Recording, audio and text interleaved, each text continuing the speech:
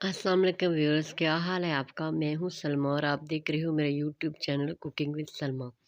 आज मैं आपको होममेड दही के साथ मक्खन बनाने की रेसिपी दे रही हूं कि गांव में हम किस तरह दही के साथ लस्सी और मक्खन बनाते हैं।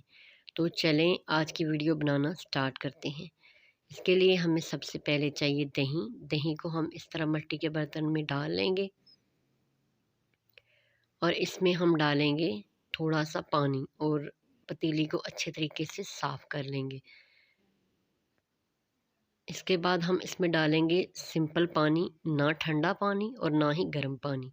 इसके बाद हम इस तरह जो इलेक्ट्रिक मशीन होती है मक्खन बनाने वाली, वो इस बर्तन में लगा के ऑन कर लेंगे और आधे घंटे के लिए इसे ऑन करके छोड़ देंगे। आधे घंटे के बाद हमारा मक्खन ऐसे ऊपर आ जाएगा और हमारा जो रेडी हो जाएगा मक्खन, इसको हम हाथों की मदद से ऐसे निकाल लेंगे। इसको इस तरह शेक करेंगे, फिर मक्खन का हम बनाएंगे पेड़ा।